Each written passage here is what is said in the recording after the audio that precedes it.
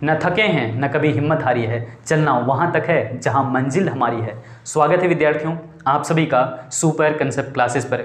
विद्यार्थियों हम लोग आज इस वीडियो के माध्यम से क्लास 12वीं के लिए पहले अध्याय से संबंधित पहले चैप्टर से संबंधित सभी बहुविकल्पीय प्रश्नों को देखने वाले हैं। तो क्लास 12वीं के जो भी स्टूडेंट हैं, चाहे तो आर्ट्स के हैं, साइंस के हैं, कॉमर्स के हैं, सब तक इस वीडियो को जरूर पहुंचा देना, क्योंकि हम लोग आज इस वीडियो के माध्यम से चैप्टर 1 के सारे क्वेश्चंस को देखने वाले हैं, जो कि आपका कंप्लीट रिवीजन करवा देगा।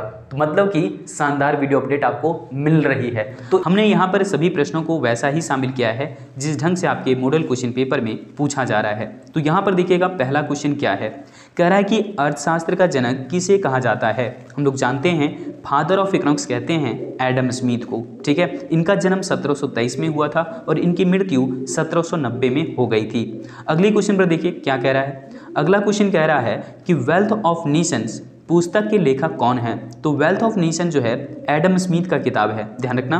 वेल्थ ऑफ नेशन 1776 में प्रकाशित हुआ था। कब हुआ था? 1776 में आया था वेल्थ ऑफ नेशंस, और इसके रचनाकार कौन है? एडम स्मिथ हैं। अगला क्वेश्चन क्या कह रहा है कि किसने कहा अर्थशास्त्र धन का विज्ञान है। तो एडम स्मिथ ने कहा था अर्थशास्त्र धन का विज्ञान है, यानी कि economics is the science of wealth. कहा था किसने? एडम स्मिथ ने। अगला क्वेश्चन क्या कह रहा है कि प्रिंसिपल्स ऑफ इकोनॉमिक्स के रचनाकार कौन है, यानी कि इसकी रचना किसने किया था? अल्फ्रेड मार्शल ने किया था। ध्यान रखना, प्रिंसिपल्स ऑफ इकोनॉमिक्स एक बहुत ही फेमस बुक है जो कि 1890 में प्रकाशित हुआ था, और इसके रचनाकार कौन है? अल्फ्रेड मार्शल हैं। चलिए अगले क्वेश्चन पर जाते हैं। देखो अगला क्वेश्चन क्या कह रहा है कि किसने कहा अर्थशास्त्र मानव कल्याण का विज्ञान है। तो ऐसा कहा था अल्फ्रेड मार्शल ने कि अर्थशास्त्र मानव कल्याण का विज्ञान है।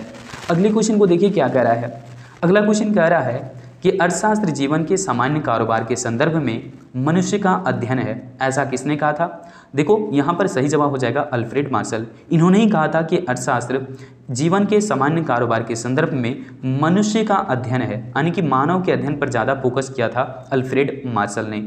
अगले क्वेश्चन पर जाते हैं। अगला क्वेश्चन क्या कह रहा है कि an essay on the nature and significance of economic sciences के लेखक कौन है। तो ध्यान रखना, सिग्निफिकेंस ऑफ इकोनॉमिक साइंसेस के लेखक हैं प्रोफेसर रॉबिन्स, और ये किताब छपा था कब? 1932 ईस्वी में। कब आया था? 1932 ईस्वी में।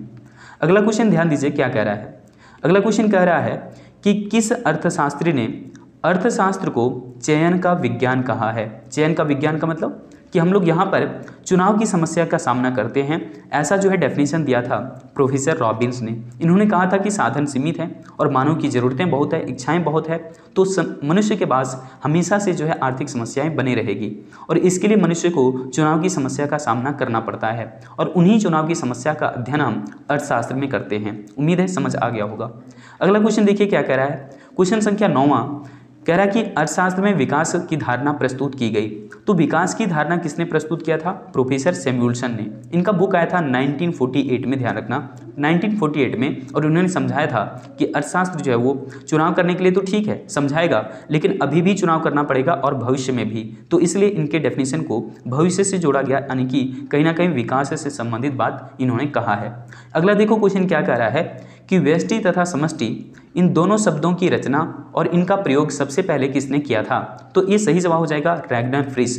रैग्नर फ्रिश ने व्यष्टि और समष्टि दोनों शब्दों का प्रयोग और दोनों शब्दों की रचना सबसे पहली बार कब किया था? 1933 में किया था, 1933 ईस्वी में। चलिए अगले क्वेश्चन पर जाते हैं। अगला क्वेश्चन क्या कह रहा है कि अर्थशास्त्र विज्ञान एवं कला दोनों है, यह कथन किसकी है। तो हम लोग जानते हैं ऐसा कहा था किसने? अल्फ्रेड मार्शल ने कहा था कि अर्थशास्त्र विज्ञान भी है और साथ साथ में कला भी। चलिए आर्ट्स भी है यानी कि और साइंस भी, ऐसा कहा था मार्शल ने। अगला देखो अगला क्वेश्चन क्या कह रहा है कि निम्न में से किसके अध्ययन का संबंध अर्थशास्त्र से नहीं है। हम लोग जानते हैं कि उत्पादन, उपभोग, वितरण, विनिमय, इस तरह की सभी आर्थिक क्रियाओं का अध्ययन अर्थशास्त्र में किया जाता है, लेकिन सरकार के गठन का अध्ययन अर्थशास्त्र में नहीं किया जाता है। ठीक है, चलिए अगले क्वेश्चन पर जाते हैं। अगला क्वेश्चन क्या कह रहा है कि माइक्रो, हम लोग जानते हैं माइक्रो का अर्थ क्या होता है? छोटा। निम्न में से किस भाषा से उद्धृत हुआ है? तो ये ग्रीक भाषा से लिया गया है। माइक्रो का अर्थ क्या होता है? छोटा। किस भाषा से लिया गया है? ग्रीक भाषा से, ध्यान रखना। अगला क्वेश्चन क्या कह रहा है कि व्यष्टि अर्थशास्त्र में निम्नलिखित में से किसका अध्ययन किया जाता है।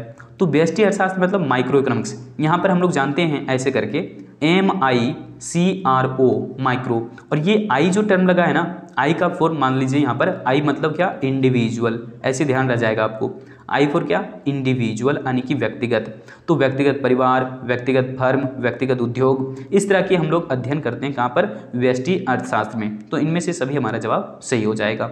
अगली क्वेश्चन पर जाते हैं। देखिए अगला क्वेश्चन क्या कह रहा है कि अर्थशास्त्र में व्यष्टि अर्थशास्त्र, देखो निम्नलिखित में से व्यष्टि अर्थशास्त्र की कौन सी विशेषता है। तो हम लोग जानते हैं व्यष्टि अर्थशास्त्र में व्यक्तिगत इकाइयों का अध्ययन किया जाता है, इसमें छोटे छोटे आर्थिक चरों का अध्ययन किया जाता है, और किसी खास वस्तु का मूल्य या फिर किसी विशिष्ट वस्तु का मूल्य का निर्धारण कैसे किया जाता है, इस बात का भी अध्ययन हम लोग व्यष्टि अर्थशास्त्र में ही करते हैं। तो इनमें से सभी हमारा जवाब सही हो जाएगा, क्योंकि व्यष्टि अर्थशास्त्र में इन सभी चीज़ों का अध्ययन किया जाता है।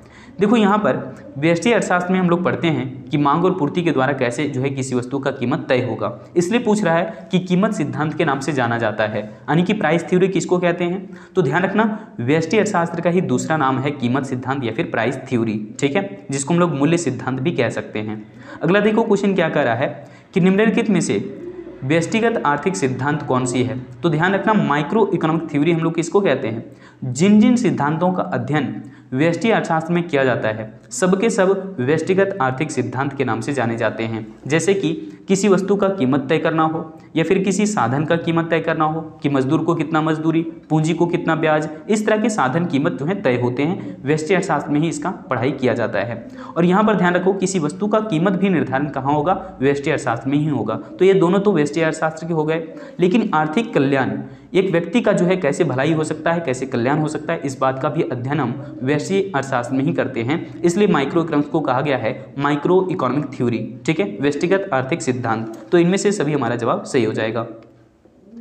अगला क्वेश्चन देखिए क्या कह रहा है कि महामंदी, है ना, महामंदी किस वर्ष आई थी। तो हम लोग जानते हैं 29 अक्टूबर 1929 को महामंदी आई थी। कहाँ पर आई थी शुरुआत में, अमेरिका के अंदर में, ठीक है, 1929 ईस्वी हमारा सही जवाब हो जाएगा। महामंदी 1929 में आई थी, जब देश में जो है ना पूरा एग्रीगेट डिमांड घट गया था। देश में मतलब अमेरिका में शुरुआत में देखा गया कि सामूहिक मांग बहुत तेजी से गिर रहे हैं, लोग बेरोजगार हो रहे हैं, वस्तुओं की मांग नहीं हो रही है, सारी वस्तुएं धरी की धरी रह गई हैं, बेरोजगारी बढ़ रही है। ऐसी स्थिति में हम लोग कहते हैं महामंदी आ गया था, और ये पूरे जो है वो लगभग 3-4 वर्षों तक रहा था। अब तक की सबसे भयानक मंदी 1930 की महामंदी के नाम से जाना जाता है, ठीक है, ध्यान रखना। यहाँ पर देखो 19वें क्वेश्चन में क्या कह रहा है कि समष्टि अर्थशास्त्र का जनक किसे कहा जाता है। समष्टि मतलब मैक्रो इकोनॉमिक्स के जनक। तो फादर ऑफ मैक्रो इकोनॉमिक्स किसको कहते हैं, जॉन मेनार्ड किन्स को, यानी कि JM किन्स को, ठीक है, JM किन्स को कहते हैं फादर ऑफ मैक्रो इकोनॉमिक्स, यानी कि समष्टि अर्थशास्त्र के जनक। अगला क्वेश्चन देखो क्या कह रहा है कि the general theory of employment, interest and money नामक पुस्तक के लेखक कौन है। मतलब कि यहाँ पर एक किताब है, और ये किताब छपा था कब, ध्यान रखना 1936 ईस्वी में। और इसके राइटर कौन है, लेखक कौन है, तो ध्यान रखना JM किन्स ने लिखा हुआ था the general theory of employment, interest and money, ठीक है। ऐसे क्वेश्चन एग्जामिनेशन में पूछे जाते हैं। अगला क्वेश्चन ध्यान दीजिए क्या कह रहा है। अगला क्वेश्चन कह रहा है कि समष्टि अर्थशास्त्र में निम्नलिखित में से किसका अध्ययन किया जाता है। तो समष्टि अर्थशास्त्र में हम लोग अध्ययन करते हैं राष्ट्रीय आय का, रोजगार का, मुद्रास्फीति का, मुद्रास्फीति मतलब महंगाई। तो इन सारी चीज़ों का अध्ययन हम लोग समष्टि अर्थशास्त्र में करते हैं, मैक्रो इकोनॉमिक्स में करते हैं। तो इनमें से सभी हमारा जवाब सही हो जाएगा। चलिए अगले क्वेश्चन पर जाते हैं। क्वेश्चन संख्या 22 क्या कह रहा है। क्वेश्चन संख्या 22 कह रहा है कि निम्नलिखित में से समष्टि अर्थशास्त्र में कौन सी विशेषताएं होती है। मतलब समष्टि अर्थशास्त्र की कौन कौन सी विशेषताएं बताइए। तो समष्टि अर्थशास्त्र में हम लोग सामूहिक इकाइयों का अध्ययन करते हैं, ठीक है, एग्रीगेट्स यूनिट्स का स्टडी होता है। इसके अलावा मैक्रो इकोनॉमिक वेरिएबल का भी स्टडी करते हैं, यानी कि व्यापक आर्थिक चरों का अध्ययन किया जाता है। और आय और रोजगार का निर्धारण तो बात करते ही हैं, है ना, determination of income and employment की बात तो करते ही हैं। तो इनमें से सभी हमारा जवाब सही हो जाएगा। यहाँ पर देखिए उसी से संबंधित अगला क्वेश्चन भी है कि आय तथा रोजगार के सिद्धांत के नाम से जाना जाता है। देखो theory of income and employment हम लोग कहते हैं किसको, समष्टि अर्थशास्त्र को। और व्यष्टि अर्थशास्त्र को क्या कहते हैं हम लोग, प्राइस थ्योरी, यानी कि कीमत सिद्धांत या फिर मूल्य सिद्धांत कहते हैं। तो ये दोनों चीजें ध्यान रखना। कीमत सिद्धांत कहते हैं व्यष्टि अर्थशास्त्र को, है ना, कीमत सिद्धांत यानी कि प्राइस थ्योरी किसको कह रहे हैं, व्यष्टि अर्थशास्त्र को।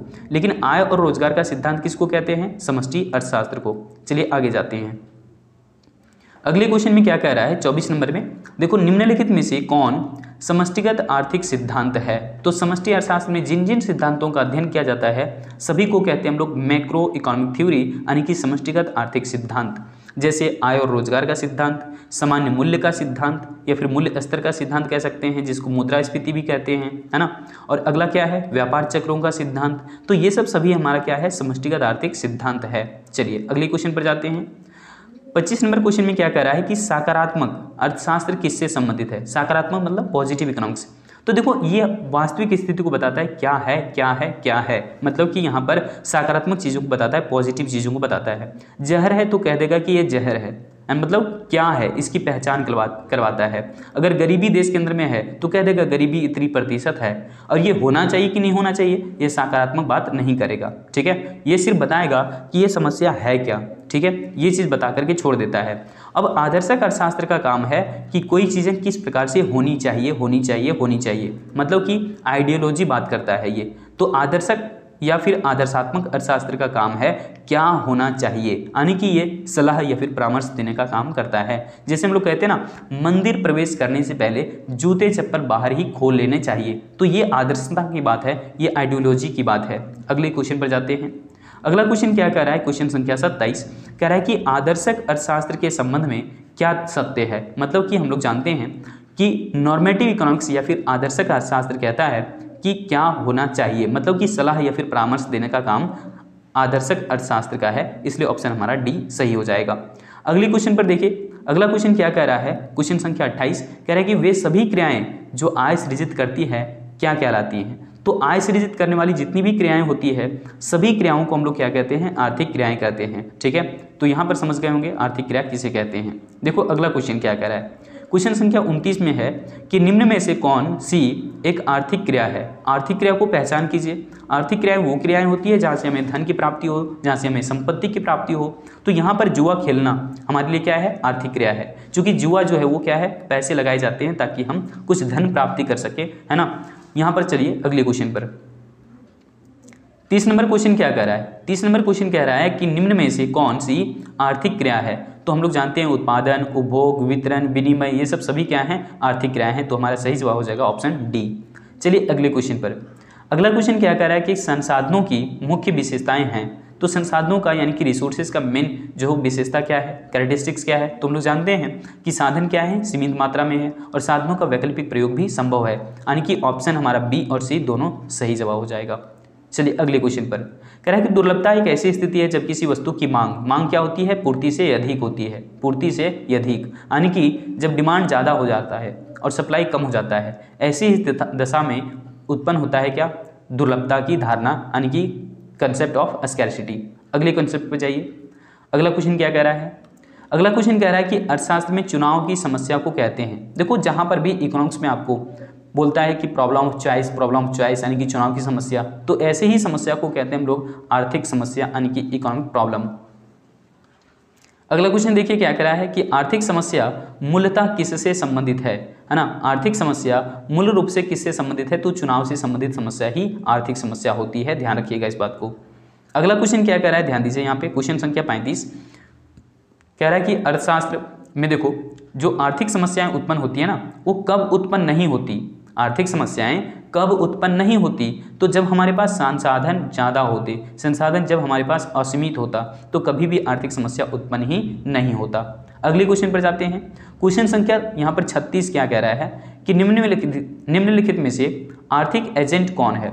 आर्थिक एजेंट का मतलब वो व्यक्ति और संस्था जो आर्थिक निर्णय लेता है उसे आर्थिक एजेंट कहते हैं। तो देखो यहाँ पर उपभोक्ता भी ये निर्णय लेता है कि वस्तु और सेवाओं का उपभोग किस प्रकार से किया जाए ताकि संतुष्टि अधिक हो। सरकार ये निर्णय लेती है कि किस ढंग से देश के संसाधनों का प्रयोग किया जाए जिससे कि हमारा जो है वो देश के लोगों का कल्याण बढ़े, देश के लोगों का भलाई हो। बैंक भी चाहता है कि हम कितने ब्याज दर पर पैसा जो है लोगों को उधार दें और कितने दर पर पैसा स्वीकार करें ताकि हम ज़्यादा से ज़्यादा लाभ कमा सकें।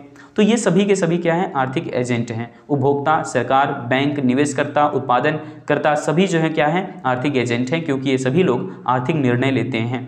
अगला देखिए क्वेश्चन संख्या 37 क्या कह रहा है कि अर्थव्यवस्था वर्गीकृत किया जाता है, यानी कि इकोनॉमी को क्लासिफाई कैसे करते हैं, तो पूंजीवादी, समाजवादी और मिश्रित अर्थव्यवस्था के रूप में ये तीनों अर्थव्यवस्था को कैटेगराइज किया गया है on the basis of regulation and control, यानी कि नियमन और नियंत्रण के आधार पर सभी अर्थव्यवस्थाओं को रखा गया है, जहां पर पूंजीवादी अर्थव्यवस्था के अंदर निजी क्षेत्र का स्वामित्व होता है, समाजवादी अर्थव्यवस्था के अंदर सरकार का स्वामित्व होता है, और यहाँ पर मिश्रित अर्थव्यवस्था के भीतर दोनों जो है मिलकर के काम करते हैं, निजी क्षेत्र और सार्वजनिक क्षेत्र दोनों। ठीक है, तो इनमें से सभी हमारा जवाब सही हो जाएगा, क्योंकि ये सभी तरीके से जो है अर्थव्यवस्था को वर्गीकृत किया जाता है। अगला क्वेश्चन देखिए क्या कह रहा है। क्वेश्चन संख्या 38 कह रहा है कि किस देश की अर्थव्यवस्था में सरकार की भूमिका न्यूनतम होती है, मतलब सरकार कहाँ लेस इंटरफेयर करती है, कहाँ पर भूमिका इनका कम हो जाता है, तो पूंजीवादी अर्थव्यवस्था में। चूंकि पूंजीवादी अर्थव्यवस्था में लोगों को पूर्ण रूप से आर्थिक स्वतंत्रता रहती है, लोग अपने हिसाब से अपने व्यवसाय का चुनाव कर सकते हैं, आर्थिक क्रियाएं कर सकते हैं। अगला क्वेश्चन क्या कह रहा है कि किस प्रकार की आर्थिक प्रणाली में, देखो आर्थिक प्रणाली का मतलब होता है अर्थव्यवस्था, तो किस तरह की आर्थिक प्रणाली में उत्पादित वस्तुओं को लोगों के बीच में उनकी क्रय क्षमता के आधार पर वितरण किया जाता है। तो क्रय क्षमता मतलब परचेजिंग पावर, अगर आपके पास खरीदने के लिए पैसा है तो सामान मिलेगा, अन्यथा नहीं मिलेगा। तो क्रय क्षमता के आधार पर कहाँ पर वस्तु और सेवा का वितरण होगा, पूंजीवादी अर्थव्यवस्था के भीतर में। ठीक है, और समाजवादी अर्थव्यवस्था में लोगों की जरूरतों के आधार पर सामान का वितरण किया जाता है, ना कि परचेजिंग पावर के आधार पर। तो क्रय क्षमता के आधार पर कहाँ पर वितरण होता है, तो ध्यान रखना ये पूंजीवादी अर्थव्यवस्था की विशेषता होगी। ठीक है, अगले क्वेश्चन पर जाइए। अगला क्वेश्चन में क्या कह रहा है, क्वेश्चन संख्या 40 कह रहा है कि किस अर्थव्यवस्था में केंद्रीय समस्या का समाधान बाजार शक्तियों द्वारा होता है। देखो बाजार शक्ति का मतलब होता है डिमांड एंड सप्लाई, तो डिमांड एंड सप्लाई को कहाँ देखा जाता है बताइए, डिमांड एंड सप्लाई को देखा जाता है पूंजीवादी अर्थव्यवस्था के भीतर में, मतलब पूंजीवादी अर्थव्यवस्था हमारा सही जवाब हो जाएगा, क्योंकि यहाँ पर जो भी केंद्रीय समस्या उत्पन्न होगा, क्या उत्पादन करें, कितनी मात्रा में उत्पादन कैसे करें, सबके लिए जो है ना यहाँ पर लाभ को देखा जाता है कि किस वस्तु में हमें लाभ है, किसकी डिमांड ज़्यादा है, उसके हिसाब से फिर यहाँ पर उत्पादन होगा, तो निश्चित तौर पर ये अधिक से अधिक लाभ कमा सकेंगे। तो पूंजीवादी अर्थव्यवस्था की ये मुख्य विशेषता है। चलिए अगले क्वेश्चन पर जाते हैं। अगला क्वेश्चन में क्या कह रहा है कि निम्नलिखित में से पूंजीवादी अर्थव्यवस्था की कौन सी विशेषता है। देखो पूंजीवादी अर्थव्यवस्था की कौन सी विशेषता होगी कि यहाँ पर लोगों को फुल इकोनॉमिक फ्रीडम रहता है, यानी कि पूर्ण रूप से आर्थिक स्वतंत्रता रहती है, जिससे लोग अपने व्यवसाय का चुनाव अपने ढंग से कर सकते हैं। लोग व्यक्तिगत जो है वो लाभ कमाने के लिए यहाँ पर आर्थिक निर्णय लेते हैं, इसी ढंग से जो है वो संसाधनों पर निजी स्वामित्व होता है। तो इनमें से सभी हमारा जवाब बिल्कुल सही है कैपिटलिस्ट इकोनॉमी के लिए। चलिए अगले प्रश्न पर जाते हैं। अगला क्वेश्चन क्या कह रहा है कि निम्नलिखित में से समाजवादी अर्थव्यवस्था की कौन सी विशेषता है। तो समाजवादी मतलब समाज की जो भाषा में बात करें, समाज के हित के लिए जो बात करें, तो यहाँ पर केंद्रीय नियोजन करके ही जो वो यहाँ की सारी समस्याओं का समाधान किया जाता है। तो केंद्रीय नियोजन जो है वो समाजवादी अर्थव्यवस्था की मुख्य विशेषता है। बाकी जितनी भी विशेषताएं यहाँ पर लिखी गई है सब प्राइवेट सेक्टर की, यानी कि जो है कह सकते हैं कैपिटलिस्ट इकोनॉमी की मेन फीचर्स है। ठीक है, चलिए आगे जाते हैं। अगले क्वेश्चन में क्या कह रहा है, ये क्वेश्चन बहुत बार पूछा हुआ है कि किस अर्थव्यवस्था में निजी एवं सार्वजनिक दोनों क्षेत्रों का सह अस्तित्व होता है। तो ये इसका सही जवाब हो जाएगा मिश्रित अर्थव्यवस्था में, क्योंकि यहाँ पर निजी और सार्वजनिक दोनों क्षेत्रों को जो है ना साथ साथ में होने के लिए बात कर रहा है। तो दोनों क्षेत्रों के बीच का ये जो है स्थिति बनता है मिश्रित अर्थव्यवस्था, यानी कि मिक्स्ड इकोनॉमी। अगला क्वेश्चन क्या कह रहा है कि सभी अर्थव्यवस्थाएं वास्तव में कैसी होती हैं। ये देखो एनसीईआरटी से हमने लिया था क्वेश्चन को, तो वास्तव में देखा जाए तो सभी अर्थव्यवस्था के अंदर सरकार तो होती ही है, इसलिए वहाँ पर निजी क्षेत्र भी होते हैं, तो हम लोग इसको कह सकते हैं मिश्रित अर्थव्यवस्था। हकीकत में देखा जाए तो सभी अर्थव्यवस्थाएं जो है मिश्रित अर्थव्यवस्था ही होती है। चलिए आगे जाते हैं क्वेश्चन संख्या 45 पर। इस क्वेश्चन में क्या कह रहा है कि मिश्रित अर्थव्यवस्था में महत्वपूर्ण निर्णय किसके द्वारा लिए जाते हैं। देखो महत्वपूर्ण निर्णय जो भी मिश्रित अर्थव्यवस्था की बात जानते हैं कि यहाँ पर कैपिटलिस्ट और सोशलिस्ट दोनों की बातें चलती है। एक की ओर जहाँ पर प्राइवेट सेक्टर अपने फायदे के लिए यहाँ पर काम करते हैं, वहीं पर सरकार जो है वो जनहित के लिए या फिर जनता के कल्याण के लिए कार्य करती है। मतलब कि जब भी जो है देश की बात आ जाएगी, जब भी महत्वपूर्ण फैसले की बात आ जाएगी, तो वहाँ पर निर्णय सारे जो है वो सरकार द्वारा ही लिए जाएंगे। चलिए अगले क्वेश्चन पर जाते हैं, क्वेश्चन संख्या 46। यहाँ पर देखो क्या पूछ रहा है कि बंद अर्थव्यवस्था का क्या अर्थ है, यानी कि बंद अर्थव्यवस्था या फिर क्लोज्ड इकोनॉमी हम किसे कहते हैं। जब हम लोग दो देशों के बीच में आयात निर्यात नहीं करते हैं या फिर दो देशों से किसी तरह का वित्तीय लेन देन नहीं कर रहे हैं, तो हमारा जो है आयात निर्यात बंद हो गया, दैट मीन्स की बंद अर्थव्यवस्था कहेंगे इसको। ठीक है, चलिए आगे जाते हैं। क्वेश्चन संख्या ध्यान दीजिए 47वें नंबर में क्या कह रहा है कि वह क्षेत्र जो एक वस्तु को क्या करता है दूसरी वस्तु में परिवर्तित कर देता है क्या कहलाता है। तो देखो गेहूं से बना देता है आटा, तो गेहूं तो उपज हुआ था प्राथमिक क्षेत्र में, लेकिन प्राथमिक क्षेत्र से जब निकल करके जाता है मशीनीकरण की तरफ, तो यहाँ पर द्वितीयक क्षेत्र की बात आ जाती है, यानी कि गेहूं से आटा में परिवर्तित कर देना द्वितीयक क्षेत्र का काम है, यानी कि एक वस्तु को दूसरी वस्तु में परिवर्तित कर देना द्वितीयक क्षेत्र का काम होता है। चलिए आगे जाते हैं। यहाँ पर देखो 48 नंबर क्वेश्चन में क्या कह रहा है कि द्वितीयक क्षेत्र में कौन सी सेवाएं सम्मिलित की जाती है। देखो द्वितीयक क्षेत्र को कहते हैं औद्योगिक क्षेत्र, यानी कि इंडस्ट्रियल सेक्टर। तो औद्योगिक क्षेत्र के ना दो हिस्से होते हैं, एक होता है निर्माण और एक होता है विनिर्माण क्षेत्र। निर्माण कहने का मतलब कंस्ट्रक्शन अंग्रेजी में, जहाँ पर घर है ना, रोड, पुल, डैम, ये सब निर्माण होता है। और विनिर्माण का अर्थ होता है जहाँ पर जो है वो ऐसी वस्तुएं तैयार हो रही होती है जिसे हम एक जगह से दूसरी जगह आसानी से ले जा सकते हैं। तो निर्माण और विनिर्माण, ध्यान रखना, ये औद्योगिक क्षेत्र का ही हिस्सा है। और औद्योगिक क्षेत्र का मतलब द्वितीयक क्षेत्र। तो आप समझ गए होंगे कि यहाँ पर हम लोग विनिर्माण समझते हैं, द्वितीयक क्षेत्र की जो है ना सेवाएं हैं। चलिए अगले क्वेश्चन पर जाते हैं। अगला क्वेश्चन में क्या कह रहा है, क्वेश्चन संख्या 49। क्वेश्चन संख्या 49 में कह रहा है कि अर्थव्यवस्था के किस क्षेत्र को सेवा क्षेत्र के नाम से जाना जाता है। तो सेवा क्षेत्र मतलब सर्विस सेक्टर हम लोग कहते हैं तृतीयक क्षेत्र को। तृतीयक क्षेत्र का ही दूसरा नाम है सर्विस सेक्टर, या फिर तृतीयक क्षेत्र को हम लोग कहते हैं सेवा क्षेत्र।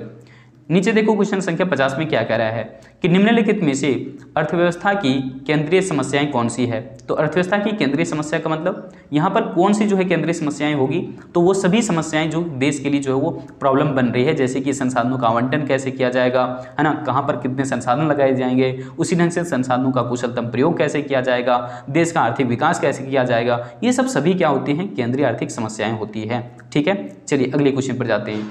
क्वेश्चन संख्या देखिए 51 में क्या कह रहा है। क्वेश्चन संख्या 51 में कह रहा है कि संसाधनों का आवंटन का अर्थ क्या है। तो संसाधन का आवंटन मतलब होता है संसाधनों को विभिन्न क्षेत्रों में बांटना, प्राथमिक क्षेत्र, द्वितीयक क्षेत्र, तृतीयक क्षेत्र में कितने कितने संसाधन लगाए जाएंगे, इसी को कहते हैं रिसोर्स एलोकेशन। ठीक है, चलिए अगले क्वेश्चन पर जाते हैं। अगला क्वेश्चन क्या कह रहा है कि संसाधनों का आवंटन की समस्या क्या है। संसाधन आवंटन की समस्या क्या होती है भाई, कि हम उत्पादन कैसे करें, है ना, उत्पादन किस ढंग से करें, इस तरीके की बात आती है संसाधनों के आवंटन की। अगला क्वेश्चन देखिए क्या कह रहा है। अगला क्वेश्चन कह रहा है कि अर्थव्यवस्था में क्या उत्पादन करें कि समस्या निम्न में से किससे जुड़ा हुआ है, किससे संबंधित है, बताइए।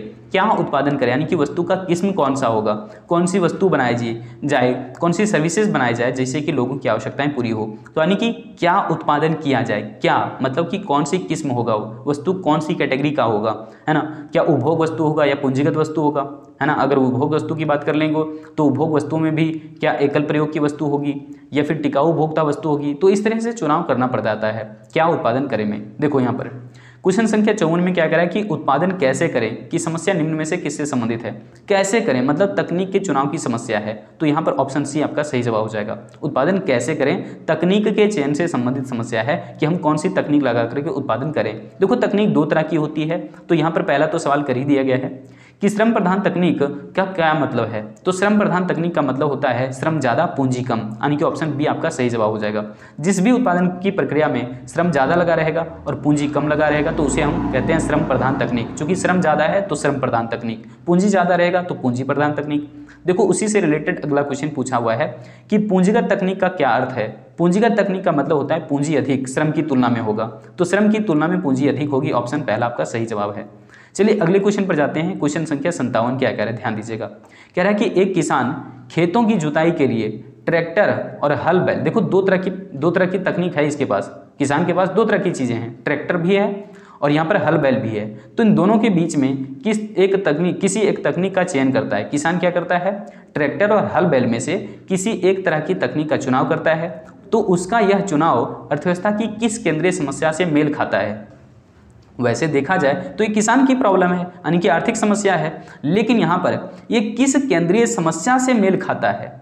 तो केंद्रीय समस्या हम लोग जानते हैं कि जब तकनीक की चुनाव की बात आ जाती है मतलब उत्पादन कैसे करें, तो किसान भी इसी प्रकार की समस्या में फंसा हुआ बेचारा कि क्या हम खेत की जुताई ट्रैक्टर की मदद से कर लें या हल बैल की मदद से कर लें। तो ऐसी समस्या जब बन जाती है तो हम लोग उसको कहते हैं उत्पादन कैसे करें। इसी समस्या में किसान यहाँ पर फंसा हुआ है। अगला क्वेश्चन देखो क्या कह रहा है। क्या कह रहा है क्वेश्चन में कि अर्थशास्त्र में किसके लिए का प्रश्न निम्न में से किससे जुड़ा हुआ है। तो किसके लिए, अमीर के लिए, गरीब के लिए। ये अमीर गरीब का पता कैसे चलता है, आय और संपत्ति के वितरण से पता चलता है। ठीक है, तो यहाँ पर ध्यान रखिएगा किसके लिए कहने का मतलब है आय और संपत्ति के वितरण से संबंधित समस्या है। अगला क्वेश्चन क्या कह रहा है, ध्यान से देखिए। कह रहा है कि पूंजीवादी अर्थव्यवस्था की केंद्रीय समस्याओं का समाधान किसके द्वारा होता है। क्या उत्पादन हो, कितनी मात्रा में उत्पादन हो, उत्पादन कैसे हो, इन सारी तरह की समस्याओं का समाधान पूंजीवादी अर्थव्यवस्था में यहाँ पर बाजार तंत्र की मदद से काम किया जाता है। मतलब कि मार्केट यहाँ पर मैकेनिज्म की मदद से काम होगा कि किस ढंग से जो है किन चीज़ों की डिमांड ज़्यादा की जा रही है, किन चीज़ों की कम की जा रही है। ऐसी ही समस्या को देख करके उसका समाधान बाजार तंत्र के आधार पर किया जाता है। ठीक है, चलिए यहाँ पर आते हैं। क्वेश्चन संख्या 60 क्या कह रहा है? 60 क्वेश्चन कह रहा है कि यहाँ पर देखो, समाजवादी अर्थव्यवस्था की केंद्रीय समस्या का समाधान किसके द्वारा होता है? तो केंद्रीय समस्या का जब समाधान होता है ना, तो उसके लिए तरीके होते हैं आर्थिक नियोजन करने का। मतलब कि योजना तंत्र की मदद से सरकार यहाँ पर काम करती है, योजना बना लेती है, प्रॉपर एक प्लानिंग बना लेती है, बजट बनाती है कि कहाँ पर हमें किस ढंग से समस्या का समाधान करने हैं।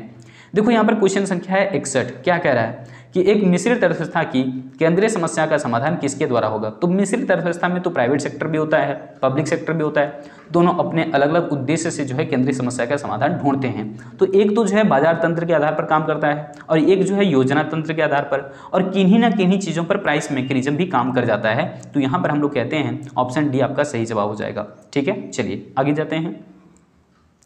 अगला क्वेश्चन क्या कह रहा है? ये क्वेश्चन बहुत बार पूछा हुआ है कि वह वक्र जो आर्थिक समस्या को दर्शाता है क्या कहलाता है? तो ऐसा वक्र बताइए जो आर्थिक समस्या को दर्शाता है, उसे क्या कहते हैं? उत्पादन संभावना वक्र कहते हैं, यानी कि प्रोडक्शन पॉसिबिलिटी कर्व कहते हैं, पीपीसी कहते हैं। ठीक है, अगले क्वेश्चन पर जाते हैं। क्वेश्चन संख्या देखो यहाँ पर 63 क्या कह रहा है? क्वेश्चन में कह रहा है कि उत्पादन संभावना वक्र क्या दर्शाता है? तो उत्पादन संभावना वक्र यही तो दर्शाता है कि भैया साधन सीमित हैं और उसी से दो वस्तु का उत्पादन करना है। तो ऑप्शन बी आपका सही जवाब हो जाएगा। सीमित साधन को दिखलाता है उत्पादन का, या उत्पादन संभावना वक्र। देखो यहाँ पर अगला क्वेश्चन भी बहुत इंपॉर्टेंट है। उत्पादन संभावना वक्र का जो ढाल है ये किधर से किधर गिरता है? तो हम लोग जानते हैं उत्पादन संभावना वक्र बनता कैसे है, इस ढंग से। देखिए ये ऐसा बनता है जनरली। ये कैसा है? कनकेव है, अवतल है। ठीक है, तो यहाँ पर हम लोग कह सकते हैं मूल बिंदु की ओर अवतल है। इधर हम एक्स वस्तु की उत्पादन मात्रा को दिखाते हैं, यहाँ पर ओरिजिन, यहाँ पर वाई वस्तु की उत्पादन मात्रा को दिखाते हैं। तो गिर किधर से रहा है? इधर से इधर, यानी कि बाईं से दाईं की तरफ। तो इसको कह देंगे बाईं से दाईं। ऑप्शन ए आपका सही जवाब होगा। चलिए अगले क्वेश्चन पर जाते हैं। क्वेश्चन संख्या 65 में क्या कह रहा है कि उत्पादन संभावना वक्र का ढलान निम्न में से किसके बराबर होता है? मतलब कि जो उत्पादन संभावना वक्र का ढाल है, स्लोप है, वो किसके बराबर होता है? तो हस्तांतरण की सीमांत दर के बराबर, जिसको हम लोग कहते हैं मार्जिनल अपॉर्चुनिटी कॉस्ट, या फिर कह सकते हैं मार्जिनल रेट ऑफ ट्रांसफॉर्मेशन। ठीक है, मार्जिनल रेट ऑफ ट्रांसफॉर्मेशन मतलब हस्तांतरण की सीमांत दर। ठीक है, ये होता क्या है? जब भी कभी हम एक्स वस्तु की मात्रा को बढ़ाते हैं एक अतिरिक्त इकाई, तो हमें वाई वस्तु की कुछ ना कुछ मात्रा का त्याग कर देना पड़ता है। तो इसी को हम लोग कहते हैं हस्तांतरण की सीमांत दर। मतलब एक्स वस्तु की प्रत्येक अतिरिक्त इकाई के लिए वाई वस्तु की कितनी मात्रा का त्याग किया गया, त्याग की वही मात्रा कहलाता है हस्तांतरण की सीमांत दर, जो कि उत्पादन संभावना वक्र के ढाल को बताता है। यानी कि आप कह सकते हैं कि स्लोप यहाँ पर जो पीपीसी का होगा, slope of PPC, slope of production possibility curve is equal to, यहाँ पर कह सकते हैं MRT। ठीक है, MRT, और ये किसके बराबर होता है? MOC के बराबर। और आप लोग जानते ही हैं ये होता क्या है? तो एक्स वस्तु की प्रत्येक अतिरिक्त इकाई के साथ वाई वस्तु की जितनी मात्रा का त्याग करना पड़ता है वही त्याग की दर कहलाती है यहाँ पर MRT, यानी कि मार्जिनल रेट ऑफ ट्रांसफॉर्मेशन, हस्तांतरण की सीमांत दर। अगला क्वेश्चन देखिए क्या कह रहा है, 66 नंबर। 66वें नंबर में कह रहा है कि सामान्यतः उत्पादन संभावना वक्र का आकार होता है, कैसा होता है भाई? सामान्यतः पूछ रहा है तो अवतल होगा, यानी कि कनकेव होगा। लेकिन अगर ऐसा सामान्यतः टर्म नहीं लगाता तो सरल रेखा भी हो सकती है और उत्तल भी ये हो सकती है। लेकिन सामान्यतः कैसा होता है उत्पादन संभावना वक्र? तो कनकेव होता है, ध्यान रखना। इसको हम लोग कनकेव कहते हैं। देखो ये हमारा क्या है? कनकेव है। और ये धंसा हुआ अगर रहता है इस ढंग से तो हम लोग कहते हैं कन्वेक्स। लेकिन ये अगर सीधी रेखा बनता तो इसे सीधा बनता है इस ढंग से। तो यहाँ समझ गए होंगे कि हमेशा एक्स एक्सिस वाई एक्सिस को टच करते हुए होता है, ये इसकी विशेषता है। लेकिन ये सामान्यता पूछा हुआ है इसलिए अवतल होगा। सामान्यता अगर हम हटा दें और पूछें कि अवसर उत्पादन संभावना वक्र का आकार होता है तो तीनों तरह का होता है। लेकिन सामान्यता कैसा होता है? तो सामान्यता कनकेव होता है, यानी कि इस ढंग से सामान्यता होता है। चलिए अगले क्वेश्चन पर जाते हैं। क्वेश्चन संख्या यहाँ पर है 67। 67वें नंबर में क्या कह रहा है कि उत्पादन संभावना वक्र का आकार मूल बिंदु की ओर अवतल होने का क्या कारण है? तो अवतल होने का कारण क्या है कि यहाँ पर बढ़ती हुई अवसर लागत प्राप्त होती है, यानी कि MOC मार्जिनल अपॉर्चुनिटी कॉस्ट बढ़ती हुई होती है, और इस वजह से जो PPC है वो हमारा कनकेव बनता है। अगर ये घटते हुए होता तो कन्वेक्स बन जाता, अगर ये कॉन्स्टेंट रहता तो बिल्कुल सीधी रेखा बन जाता। इसी से संबंधित बहुत सारे क्वेश्चन अभी नीचे हैं। देखो यहाँ पर क्वेश्चन संख्या जो है 68 में क्या कह रहा है कि निम्न में से कौन सी उत्पादन संभावना वक्र की मान्यता है, मतलब पीपीसी का एजम्पशन कौन कौन सा होगा। तो हम लोग जानते हैं देश के अंदर में संसाधनों की मदद से केवल 2 ही वस्तुओं का उत्पादन किया जा रहा है, जबकि यहाँ पर क्या लिखा है, संसाधन 2 वस्तुओं के उत्पादन में समान रूप से कुशल नहीं होते। बिल्कुल सही, ये भी सही जवाब है, क्योंकि हर एक जो साधन होते हैं वो समान रूप से जितना अच्छे तरीके से यानी कि मास्क बना सकता है कोई लेबर, क्या जरूरी है कि उतना ही अच्छे तरीके से वो सैनिटाइजर भी बना सकता है? बिल्कुल नहीं। तो इसका मतलब कि जो भी हमारे पास साधन है 2 वस्तुओं के उत्पादन करने के लिए, ये दोनों वस्तुओं में समान रूप से कुशल नहीं होते हैं। यानी कि जितना अच्छे तरीके से हम इकोनॉमिक्स पढ़ा सकते हैं, क्या उतना ही अच्छे तरीके से हम फिजिक्स भी पढ़ा सकते हैं? बिल्कुल भी नहीं। पढ़ा तो सकते हैं, अच्छे तरीके से नहीं पढ़ा सकते। तो यहाँ पर ये विशेषताएं ध्यान रखना, ये मान्यता है उत्पादन संभावना वक्र के लिए। एक और बात क्या है कि उत्पादन की तकनीक में यहाँ पर कोई परिवर्तन नहीं होता, तकनीक को समान रखा जाता है, ये भी इसकी मान्यता ही है, एजम्पशंस है। और क्या है, सभी साधनों को जो है ना पूर्ण रूप से या फिर कुशलतम ढंग से प्रयोग किया जाता है, ये भी विशेषता ये भी मान्यता जो है पीपीसी के अंदर रखा गया है। तो इनमें से सभी हमारा जवाब सही हो जाएगा। अगला क्वेश्चन क्या कह रहा है, अगला क्वेश्चन कह रहा है कि उत्पादन संभावना वक्र पर स्थित एक बिंदु क्या दर्शाता है। देखो, उत्पादन संभावना वक्र पर कई सारे बिंदु बनते हैं, लेकिन किसी एक बिंदु के बारे में पूछ रहा है कि ये क्या दर्शाता है। तो देखो ऑप्शन के अनुसार इस पर काम करना होगा। तो ये दिखाता है कि देश के संसाधनों को पूर्ण रूप से प्रयोग किया जा रहा है, मतलब कि संसाधनों का पूर्ण और अनुकूलतम प्रयोग किया जा रहा है, जैसा प्रयोग करना चाहिए था वैसा प्रयोग किया जा रहा है। अनुकूलतम प्रयोग होने का यही मतलब है कि यहाँ पर ऑप्टिमम यूज किया जा रहा है। चलिए अगले क्वेश्चन पर जाते हैं। क्वेश्चन संख्या 70 पर आ चुके हैं। क्या कह रहा है कि उत्पादन संभावना वक्र के बाहर स्थित कोई बिंदु क्या दर्शाता है। तो देखिए, उत्पादन संभावना वक्र के बाहर अगर कोई भी बिंदु होगा तो ये बता रहा है कि उत्पादन संभावना तो हमारा यहीं तक संभव था। मान लीजिए कि यहाँ पर पॉइंट देते हैं ए, इसी ढंग से यहाँ पर बी, इसी ढंग से यहाँ पर पॉइंट सी और यहाँ पर पॉइंट डी। तो इतने सारे जो हैं संयोग जो बने हुए हैं, ये उत्पादन के साधन जो दिए हुए रहते हैं ना अर्थव्यवस्था में, उससे प्राप्त किया जा सकता है। लेकिन अगर इससे बाहर कोई संयोग बना हुआ है यहाँ पर मान लो, तो इसका उत्पादन संभव नहीं है, क्योंकि उत्पादन क्षमता हमारी ये है, उत्पादन करने का औकात ये है एक देश के भीतर, लेकिन ये तो उत्पादन क्षमता से बाहर चला गया है, तो इसका उत्पादन हम नहीं कर सकते हैं। इसी ढंग से हम लोग जानते हैं, जैसे एक बच्चा है, उसको कहो, वो बच्चा खुद जो है वो अभी 5-7 kg का है, अभी ठीक से उठा नहीं खटिया पर से, और उसको बोलो कि भाई सुनो जरा, तुम ये ना 50 किलो की जो बोरी रखी हुई है वहाँ पर उठा करके लाना जरा, बच्चा वो ला पाएगा क्या? नहीं, उसके औकात से बाहर है। ठीक उसी प्रकार से यहाँ पर कह रहे हैं कि एक उत्पादन संभावना वक्र ये है, इसके ऊपर कोई भी पॉइंट बना हुआ है तो इसका मतलब देश के संसाधनों का पूर्ण और कुशल ढंग से प्रयोग किया जा रहा है, वो उत्पादन संयोग को दिखा रहा है। लेकिन अगर संयोग इससे बाहर स्थित हो तो इसका उत्पादन संभव नहीं है दिए हुए संसाधन से। इसका उत्पादन करने के लिए देश के संसाधनों को बढ़ाना होगा, देश के रिसोर्सेज को डेवलप करने होंगे या फिर बेहतर तकनीक लगानी होगी। तो यहाँ पर ये क्या दर्शाता है? अपर्याप्त संयोग को, मतलब इसे प्राप्त आसानी से नहीं किया जा सकता। ऑप्शन बी आपका सही जवाब होगा। अगला क्वेश्चन देखिएगा, क्वेश्चन संख्या 71 में क्या कह रहा है।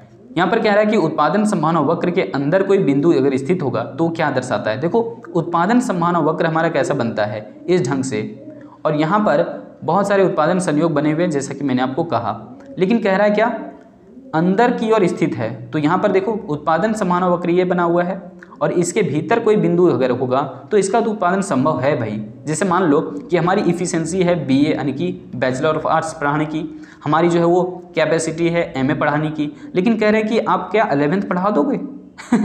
ये कोई कहने वाली बात है? यहाँ पर बताइए, ये आप 12th पढ़ा दोगे? मतलब कि हमारी इफिशिएंसी है बीए और एमए पढ़ाने की, और आप हमसे कह रहे हैं कि 11th और 12th पढ़ाने की बात कर रहे हैं। ये तो पढ़ा ही सकते हैं, मतलब कि उत्पादन क्षमता हमारी ये है और उससे नीचे काम करने की बात कर रहे हैं तो बिल्कुल आसानी से कर सकते हैं। लेकिन इसमें होगा क्या, इसका मतलब ये होगा कि अगर हम इस तरह के जो है संयोग को प्राप्त करेंगे तो इसका मतलब है कि देश के संसाधन को सही ढंग से यूज नहीं किया जा रहा है, अभी भी अल्प प्रयोग किया जा रहा है। तो इसका मतलब जब अंदर की तरफ स्थित होगा तो इसका मतलब है कि संसाधन कुशल ढंग से प्रयोग नहीं हो रहे हैं, अल्प ढंग से प्रयोग हो रहा है, आधा अधूरा प्रयोग किया जा रहा है, क्योंकि हमारी एफिशिएंसी ज़्यादा होती है, हमारी औकात ये है, ये वाला लाइन, लेकिन उसके भीतर आप उत्पादन करने की बात कर रहे हैं, तो यानी कि हमारी क्षमता से कम उत्पादन करने की बात कर रहे हैं, तो इसका मतलब संसाधन का अल्प प्रयोग किया जा रहा है। यहाँ पर देखिए क्वेश्चन संख्या 72 क्या कह रहा है, सो निम्न में से किसके कारण उत्पादन संभावना वक्र बाईं ओर जो है वो दाईं ओर जो है खिसका हो जाता है। देखो उत्पादन संभावना वक्र ये वाला बन गया और ये दर्शाता क्या है, एक्स वस्तु और वाई वस्तु के अधिकतम उत्पादन संभावनाओं को दिखला रहा है। लेकिन अगर ये दाईं तरफ चला गया इस ढंग से तो ये क्या दिखा रहा है कि हमारी उत्पादन क्षमता में वृद्धि हुई है, और इसका मतलब क्या है कि संसाधन का विकास हुआ है देश के अंदर में, संसाधन का विकास हुआ है तभी तो उत्पादन क्षमता बढ़ी है, या फिर तकनीक जब बेहतर हो जाएगा तब भी दाईं ओर चला जाएगा। तो दाईं ओर जाने का पीछे कारण क्या है कि या तो तकनीक बेहतर हो गया या फिर हमारे देश के अंदर संसाधन बढ़ गए हैं। ऐसी स्थिति में जो है वो हम समझ सकते हैं कि उत्पादन समान वक्र दाईं ओर जा सकता है। ठीक है, चलिए अगले क्वेश्चन पर जाते हैं। अब क्या रहा कि बाईं ओर कब जाएगा, मतलब कि उत्पादन समान वक्र में बाईं ओर खिसकाव कब होता है। तो देखो, अगर हमारा उत्पादन क्षमता ये दिखा रहा है यहाँ से यहाँ तक, और हम कह दिए कि उत्पादन क्षमता अब ये हो गया, यानी कि उत्पादन क्षमता घट गया पहले की अपेक्षा, तो इसका मतलब क्या है, ऐसा क्यों हुआ, क्योंकि तकनीक में गिरावट आ गया, तकनीक की अवनति हो गई, डिग्रेडेशन ऑफ टेक्नोलॉजी। हम घटिया किस्म की तकनीक का जब इस्तेमाल करेंगे तो उत्पादन क्षमता हमारी घटती है। ठीक है, लेकिन देश में जब शिक्षा, जागरूकता, ये सब चीज़ें बढ़ती है तो ये दाईं तरफ शिफ्ट करेगा, ऐसे चला जाएगा। और जब घटिया किस्म की क्वालिटी एजुकेशन, घटिया किस्म का प्रशिक्षण, घटिया किस्म की तकनीक लगाई जाएगी तो निश्चित तौर पर उत्पादन क्षमता घटेगा, यानी कि लेफ्टवर्ड शिफ्ट होगा पीपीसी, यानी कि पहले जो ए से लेकर के जी तक दिखा रहा था अब यहाँ पर बनेगा A-G-, यानी कि बाद की स्थिति ये बन रही है। तो उत्पादन क्षमता में क्या हुआ, कमी। कब, जब तकनीक में गिरावट आ जाएगा, तकनीक की अवनति हो जाएगी। लेकिन जब संसाधन का विकास होगा तो देखो यहाँ पर राइटवर्ड शिफ्ट हो जाएगा। उम्मीद है समझ आ गया होगा। चलिए इधर जाते हैं क्वेश्चन संख्या 74 पर। 74वें नंबर क्वेश्चन में क्या कह रहा है कि यदि सीमांत अवसर लागत स्थिर रहे, देखो MOC क्या बोल रहा है, MOC कांस्टेंट रहेगा, तब बताइए कि PPC का आकार कैसा होता है, कांस्टेंट। तो कह रहा है कि उत्पादन समान वक्र का आकार होगा, तो बिल्कुल हमने कहा कि MOC अगर कांस्टेंट रहता है तो PP से आपका बिल्कुल जो है वो स्ट्रेट लाइन बन जाएगा, सीधी रेखा बन जाएगा, सरल रेखा बन जाएगा। उम्मीद है समझ आ गया होगा। चलते हैं अगले क्वेश्चन पर। ये देखो क्वेश्चन संख्या जो आपको दिख रहा है 75। दरअसल ये क्वेश्चन पेपर अगर आप देखेंगे तो मॉडल प्रश्न पत्र 2021-22 में पूछा हुआ था, हमने इस क्वेश्चन को वहीं से लिया हुआ है। देखिए यहाँ पर क्या कह रहा है क्वेश्चन में, कह रहा है कि दो वस्तुओं x और y के लिए उत्पादन संभावनाएं इस प्रकार से दी गई है, जैसा कि नीचे एक टेबल में दिया हुआ है, x और y वस्तु के उत्पादन के संयोग को। मतलब कि जब हम x वस्तु का उत्पादन नहीं कर रहे थे तो सारा संसाधन हम लगा रहे थे y में, तो y का अधिकतम उत्पादन हो रहा है कितना, 10 इकाई। y का अधिकतम उत्पादन कितना है, 10 इकाई। लेकिन आपको मालूम है कि जैसे ही आप x वस्तु के उत्पादन को बढ़ाते हैं तो आपको दूसरी वस्तु जो y वस्तु है उसका उत्पादन घटाना ही पड़ता है। लेकिन घटा कितना, मात्र 2 यहाँ पर कम किया गया है। किसके लिए, x वस्तु की एक अतिरिक्त इकाई के लिए, y वस्तु की केवल 2 ही इकाई का त्याग किया गया है। फिर से आप देखेंगे तो x वस्तु की एक अतिरिक्त इकाई के लिए फिर से यहाँ पर जो वो केवल 2 ही इकाई का त्याग किया गया है, मतलब त्याग की मात्रा यहाँ पर भी कितना है, 2 है। फिर से इसी ढंग से x वस्तु की प्रत्येक अतिरिक्त इकाई के लिए आप देख रहे हैं कि यहाँ पर फिर से y वस्तु का 2 ही इकाई जो है त्याग किया गया है। इसी ढंग से यहाँ पर देखेंगे फिर से जो वो x वस्तु की एक अतिरिक्त इकाई उत्पादन किया गया है, तो y वस्तु का जो है वो 2 इकाई त्याग किया गया। तो यहाँ पर त्याग की मात्रा कितनी निकल रही है, हमेशा 2 2 2 2 निकल रहा है। मतलब कि आप समझ सकते हैं कि x वस्तु की प्रत्येक अतिरिक्त इकाई के लिए y वस्तु की जो है यहाँ पर प्रत्येक बार 2 इकाई त्याग करना पड़ रहा है। मतलब कि हमारा जो MRT है वो कांस्टेंट निकल रहा है, या फिर आप कह सकते हैं MOC क्या निकल रहा है, कांस्टेंट निकल रहा है। तो आपने देखा अभी जस्ट कि MOC या फिर MRT जब कांस्टेंट रहेगा तो उत्पादन संभावना वक्र का आकार कैसा होगा, सरल रेखा बनेगा। और सरल रेखा होते हुए ये कैसा बनता है, ऋणात्मक ढाल वाला बनता है, क्योंकि एक की मात्रा बढ़ा रहे हैं तो दूसरी की मात्रा घटा भी तो रहे हैं। तो यहाँ पर क्या होगा, ऋणात्मक ढाल तथा एक सरल रेखा बनेगा। ठीक है, बना करके देख लेना, इसकी मदद से बन जाएगा डायग्राम।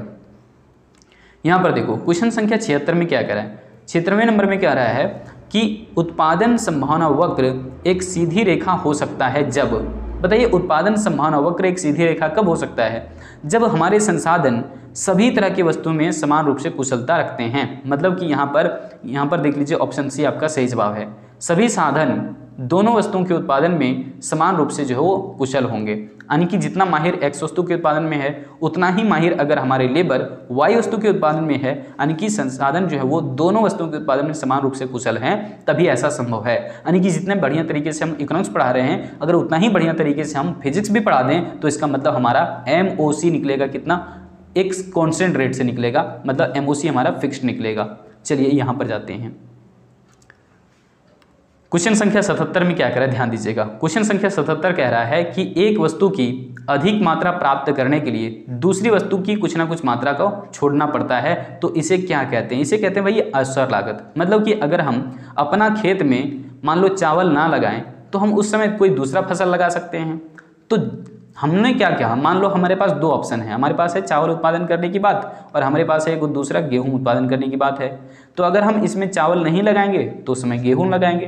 तो गेहूं उत्पादन करने के लिए मैंने चावल का उत्पादन त्याग दिया, तो इसको त्याग दिया तो अवसर लागत, समझ गए। मतलब जिसे हम छोड़ते हैं वो हमारे लिए होता है अवसर लागत। जैसे कि आपको बताते हैं, मान लो कि एक लड़का है ए फॉर अनिल और एक है विवेक। ये दो लड़के को एक ही लड़की पसंद आया है जिसका नाम है सी नहीं बी, मान लो बबीता, ठीक है। अब देखो यहाँ पर हुआ क्या, हुआ क्या, ये दोनों जो है ना इसे पसंद कर रहे हैं। अब इस लड़की की जब बारी आएगी विवाह करने की तो या तो अनिल से कर लेगी या फिर इसी से कर लेगी। अगर अनिल से कर लिया तो इसे विवेक को छोड़ देगी, है ना। धोखे प्यार के धोखे हो गई। तो यहाँ पर जिसे छोड़ा वही क्या है, अवसर लागत, यानी कि विवेक को छोड़ दिया। क्यों? क्योंकि अनिल से विवाह कर लिया था बबीता ने। तो इस ढंग से जो वो जिसको छोड़ा वो अवसर लागत। तो हम एक वस्तु की अधिक मात्रा उत्पादन करने क्या करते हैं, दूसरी वस्तु की कुछ मात्रा का त्याग कर देते हैं। तो जिसको हमने त्याग किया वही हमारे लिए क्या है, अवसर लागत बन जाता है। चलिए समझ आ गया होगा। क्वेश्चन संख्या देखिए यहाँ पर 78 क्या कह रहा है कि निम्नलिखित में से अवसर लागत का वैकल्पिक नाम क्या है, मतलब अल्टरनेटिव नेम क्या है अपॉर्चुनिटी कॉस्ट का। तो दूसरा नाम इसका होता है हस्तांतरण लागत, हस्तांतरण आय, वैकल्पिक लागत। इस तरह के नाम से हम लोग जानते हैं अवसर लागत को, ठीक है, समझ आ गया होगा। ये क्वेश्चन देख सकते हैं साइंस और कॉमर्स वालों को 2022 में भी और 20 में भी रिपीट करके पूछा हुआ क्वेश्चन को। चलिए हम लोग जाते हैं अगले क्वेश्चन पर।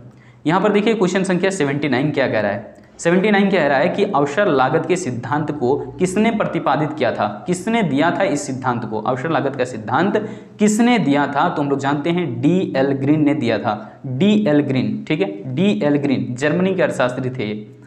देखिए अगला क्वेश्चन क्या कह रहा है, क्वेश्चन संख्या 80 और इस वीडियो का आखिरी क्वेश्चन, ठीक है। तो क्वेश्चन संख्या 80 क्या कह रहा है कि एक किसान 100 टन धान उत्पादन करने के लिए 120 क्विंटल गेहूं उत्पादन मात्रा का क्या करता है, त्याग कर देता है। त्याग किसका किया, 120 क्विंटल गेहूं उत्पादन को त्याग देता है।